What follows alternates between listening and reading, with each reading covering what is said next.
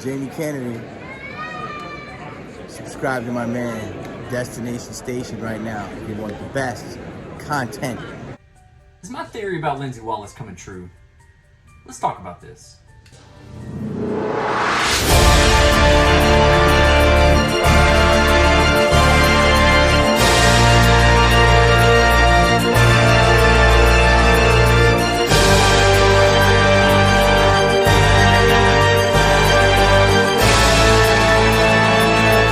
Guys, I want to take a quick minute right now and ask for your help. We're getting down to the nitty-gritty of this Face of Horror competition, and I'm really trying to get these votes in. So please, there's a link in the description below where you can cast your free daily vote. You can vote every single day, and some days it's double the votes. So one vote equals 2. So yeah, you don't have to pay any money or anything like that. But if you help me win this competition, I will pick one lucky subscriber.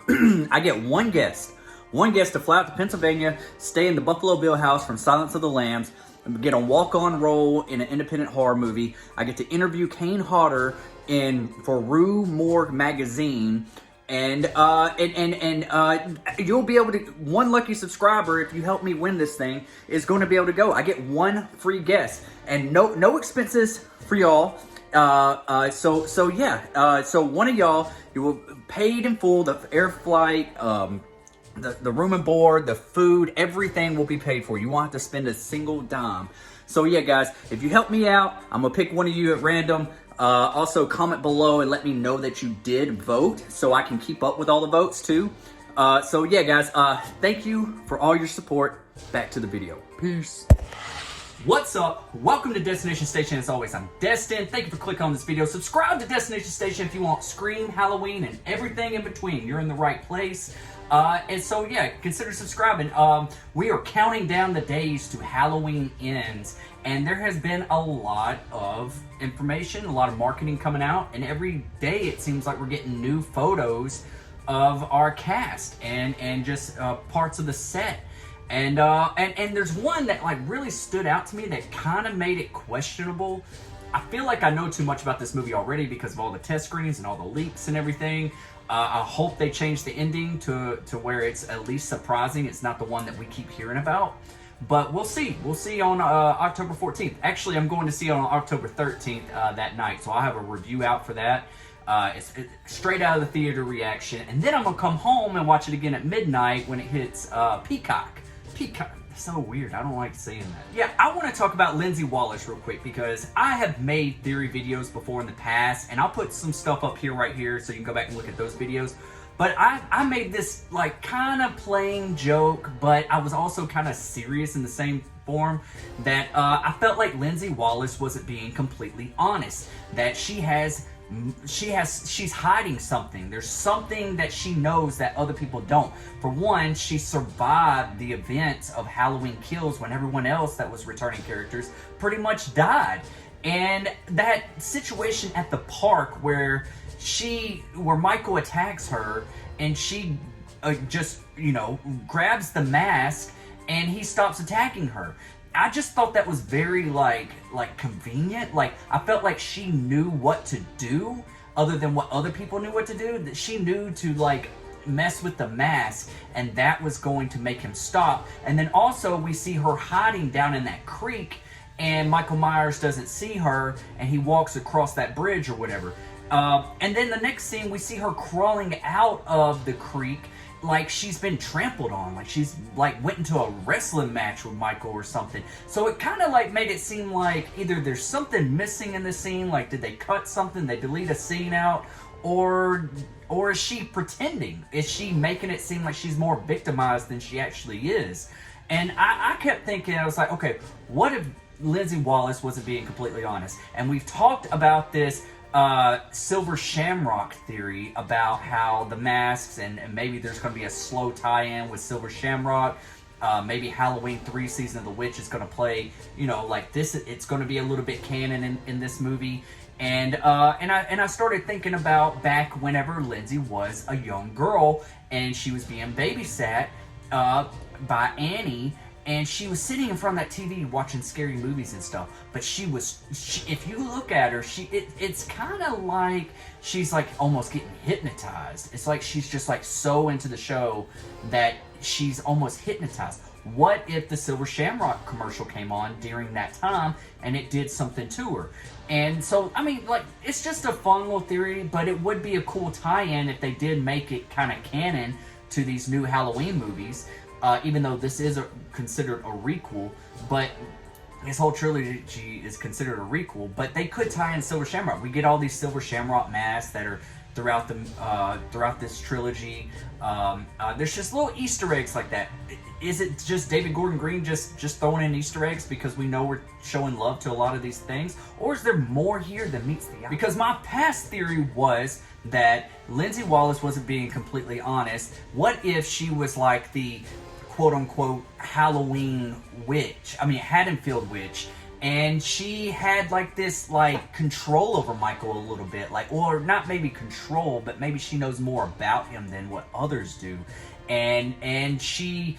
like, you know, like the Headless Horseman in Sleepy Hollow, how the witch kind of controlled him to go out and, you know, fetch heads or whatever. Like, what if that's like there's a curse on Haddonfield, and this is, and Michael Myers is the boogeyman of this town? And what if she worked for Silver Shamrock because she was hypnotized as a young kid, that she got involved in the Silver Shamrock and started working for them, and then she knew more about him, like she knew more research about Michael and the controlling of the mask. And that's another thing, is that, you know, like the mask is the key. He's so infatuated with that mask, and I really think that the only way to kill him is to remove that mask and finish him once and for all. I think the mask is what keeps him ticking, what keeps him alive. I don't think that it is... I don't think that he personally is supernatural, but I think that mask does give him some sort of recovering mechanism. Like while he has it on, he can't die.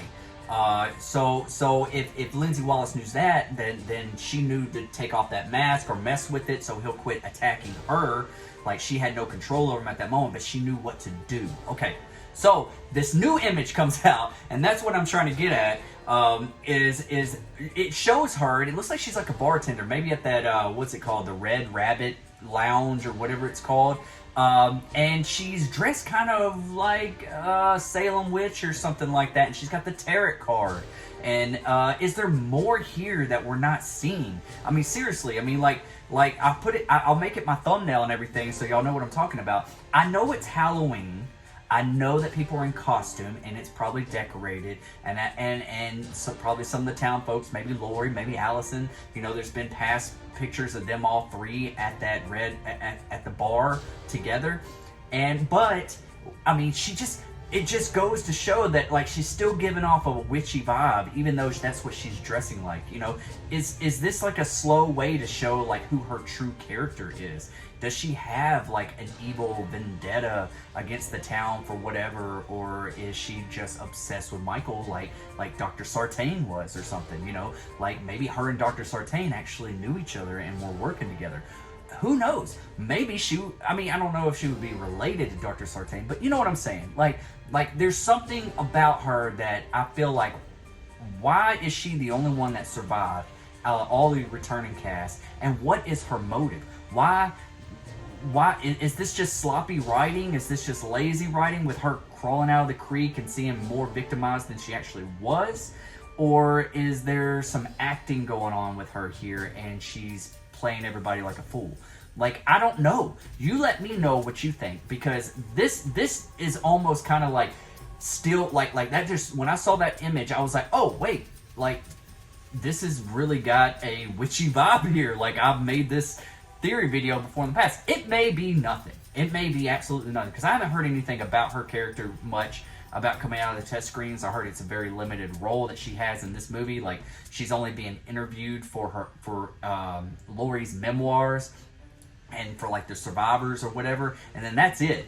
So I don't know. Or is it something that they're hiding? Maybe they did some reshoots. I don't know. I really just want to be surprised when I walk into this movie or walk out of this movie, because I feel like at this point, when I go see this movie, and I'm going to see it Thursday night, October 13th, on the IMAX, that's the best way to see the final showdown between Laurie and Michael. This is like King Kong versus Godzilla, Freddy versus Jason. Not really on that level, but you know what I'm saying. Like that's how one will fall. That's how they're marketing this movie. So I want to see this on the biggest screen I can see it on, and so I'm gonna go see it there, and then I'm gonna come home and watch it on Peacock. Fucking saying that shit. And at midnight. Because I really think that it'd be really cool if they had marketing to where, like, if they had additional scenes or a different ending for both, so it entices the audience to go and watch it on the big screen and come home and watch it. And then once it hits Blu-ray, you get that extended cut like you did with Halloween Kills. You get that alternate ending or maybe alternate beginning or something like that. Like, I think that's a great marketing tool, because I really think that being on Peacock is going to hurt it financially. But if they do something real quick and say like see a different version in theaters than on Peacock, that would be amazing marketing, in my opinion. And I think that you would get the best of both worlds. You'd have people go and watch it twice. So that's what you want, right? But I don't understand why they're putting this on Peacock now whenever, you know, everyone's back in the theaters, everyone's back to work, it just doesn't make sense. It made sense with Halloween Kills. It just makes me worried that they don't have high confidence for this movie. Us hardcore fans, we're gonna show up for this. We're gonna support it. We're gonna, even if it's trash, we're there, okay? But if it doesn't stick the landing, it's gonna really, no one's gonna go see it a second time. They're gonna wait until it hits digital or something and buy it digitally or physically or whatever, or even at all. Like you're really kind of like, I feel like the best way for marketing is just throw it in theaters. Just put it in theaters and force everyone to go to the movie theater to go see this. I think that everyone would show up. But there's so many leaks, there's so many things out about the Corey Cunningham character. If you look at the soundtrack, at the Halloween Ends soundtrack, and you piece it all from beginning to end, from all the different themes and stuff, you can kind of see how it lines up with the leaks, and you're kind of like, oh shit, this might be right. All this stuff might be right, and we might be in for something that's quite different. And I don't know if that's a good thing or a bad thing. I do want something different with Halloween. I don't know if I want this different for Halloween. You know what I'm saying? You feel what I'm saying? You know what I'm saying.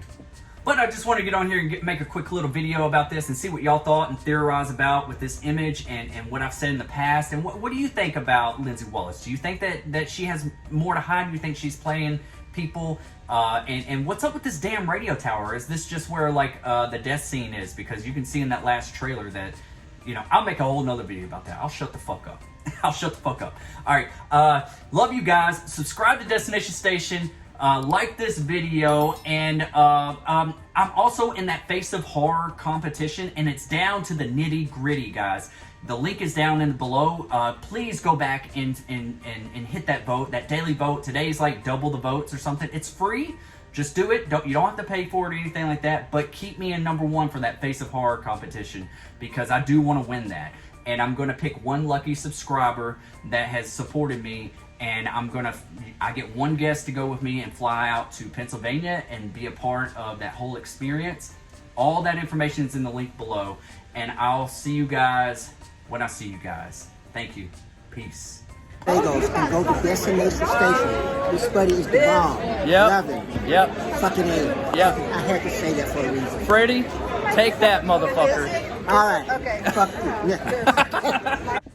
Any additional costing or anything will be out of my pocket, so you won't have to pay a dime. So yeah, that's just me showing my appreciation back to y'all for helping me try to win this thing. Okay, guys? So let's win this thing. Just go click it real quick, guys. That's all you got to do. And you can do it daily. You get one free daily vote. So try to remember and vote for me daily. And the more votes I get, the I get to stay in first place. So yeah, guys. Love you guys. Back to this theory.